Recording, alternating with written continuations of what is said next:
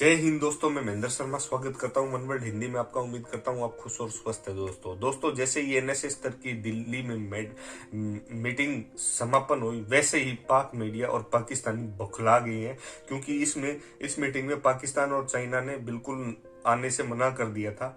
China ने तो कुछ एक रीजन हवाला दे के, व्यस्तता का हवाला दे के नहीं आए थे, लेकिन पाकिस्तान ने बोले थे कि भारतीय स्पॉइलर है, इसलिए हम एनएसए स्तर की मीटिंग में दिल्ली में नहीं आएंगे।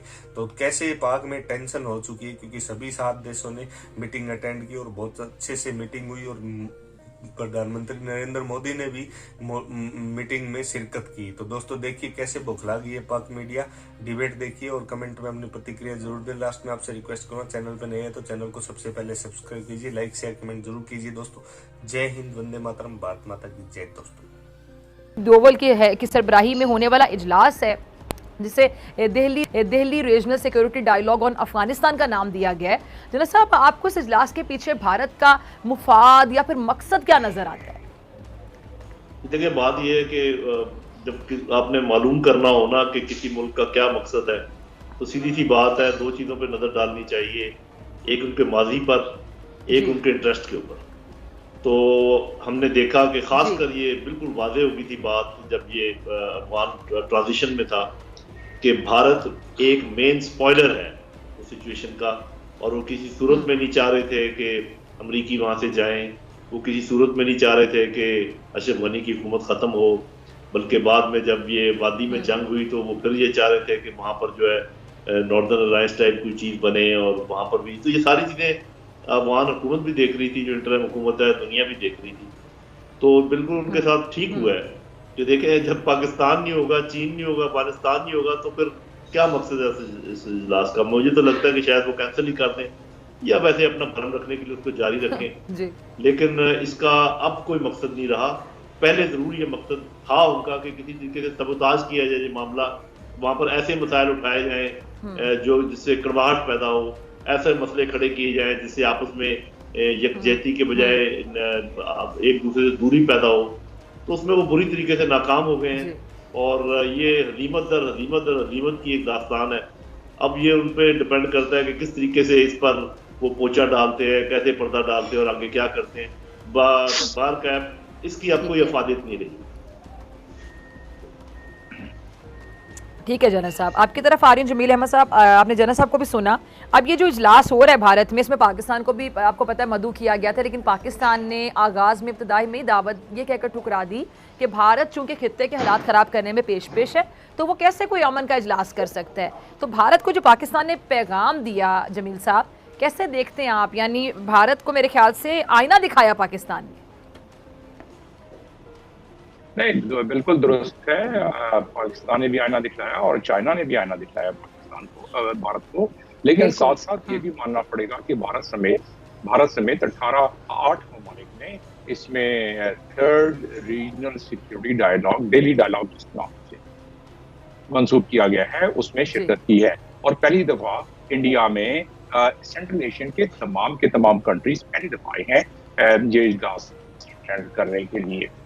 तो ये बात दुरुस्त है कि हम तो मकारी को समझते हैं, इंडिया के मकारी को बहुत अच्छी तरह समझते हैं। तो क्या उसी तरह बाकी ममालिक भी समझते हैं? मेरा मानना यह है कि बाकी ममालिक उस अंदाज से नहीं समझ सकते इंडिया को जितना पाकिस्तान और चाइना समझता है। तो हमें तो पता है, लेकिन सवाल ये है कि चाइना क्योंकि एक मकारी के साथ सारी चीजों को कोशिश करता है कि आगे लेके चले, और जिस तरीके से उसकी दुनिया में आउटरीच है इंडिया की, उस लिहाज से वो इसका फायदा उठाना चाहेगा। अब देखिए, मैंने इसकी कोई टेक्निकल खदोखाल पर गौर किया है डिप्लोमेटिक पॉइंट ऑफ व्यू से।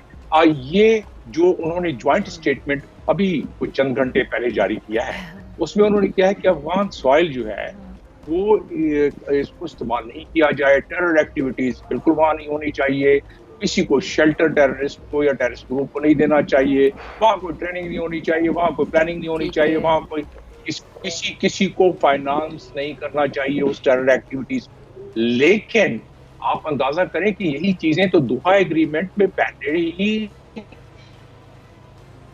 शुदा है, जो 29 फरवरी 2020 में हो चुका है, और दोहा एग्रीमेंट 2 और DE आर्टिकल है जिसकी की मुबासलत है जिसकी सिक्योरिटी काउंसिल रेजोल्यूशन सितंबर को पास हुआ है, रेजोल्यूशन नंबर 8853।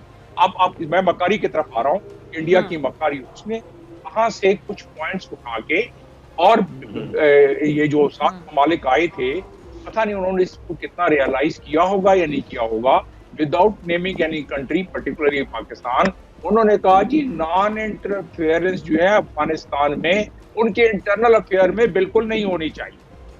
उससे पहले इंडिया की चैनल्स को आप देखें, उन्होंने पाकिस्तान पाकिस्तान हर जगह मचाई हुई थी, तो वो तो हमें पता है, हमें उसका अहाता करना चाहिए।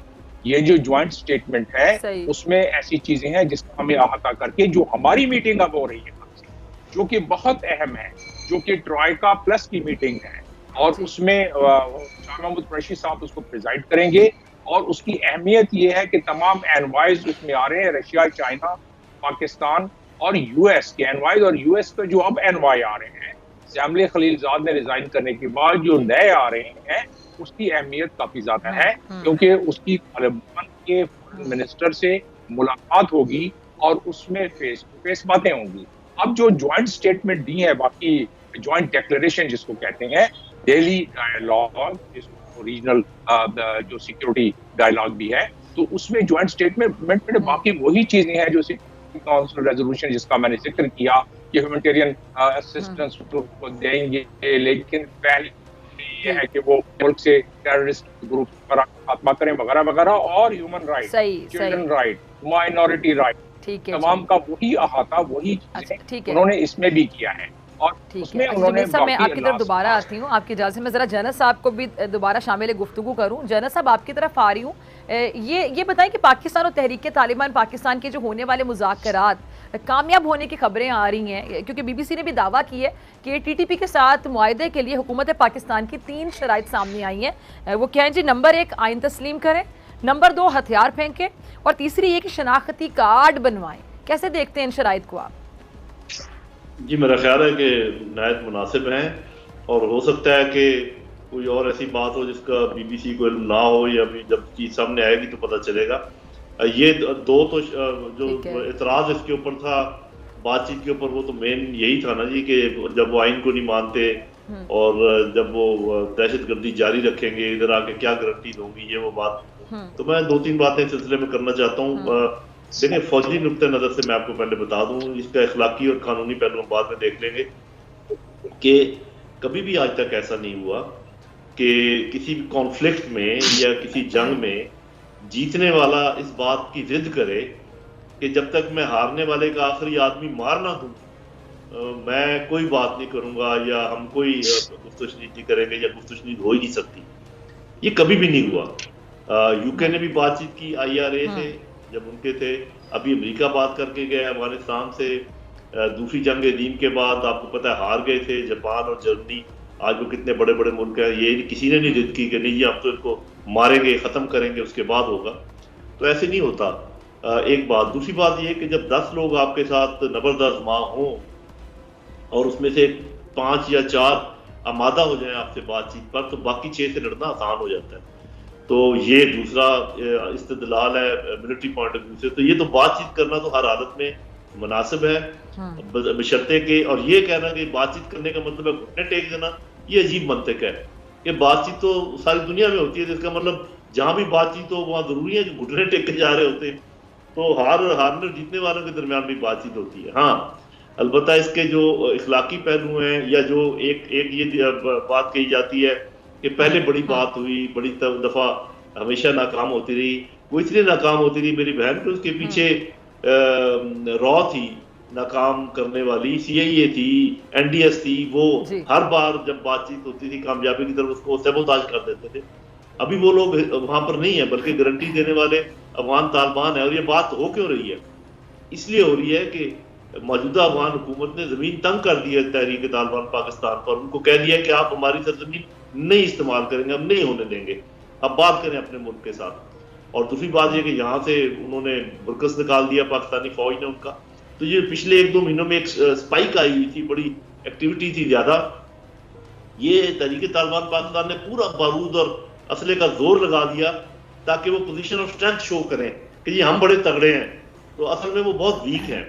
तो मेरा ख्याल है कि बातचीत पाकिस्तानी शराइत पर होगी, और जो शराइत सामने आई है बड़ी मुनासिब है, और मेरा ख्याल है जो लोगों के एतराज से वो दूर हो गए। अलबत्ता ये जो ऐसे सानियात में जो लोग थे, मतलब जैसे ये आर्मी पब्लिक स्कूल वाला है, उनमें से तो ज्यादातर लोग काफिर किरदार को पहुंचाए जा चुके, वो तो इनमें है नहीं, एक आध कोई होगा, उसके साथ बात नहीं होनी चाहिए जब तक कि उनके लुहाकीन उनको माफ ना करें, और वो मेरा ख्याल कभी माफ नहीं करेंगे। तो ये थोड़ा सा मिला जुला काम करना पड़ेगा पाकिस्तान को, ये बिल्कुल क्लीन और क्लियर काम नहीं हो सकता।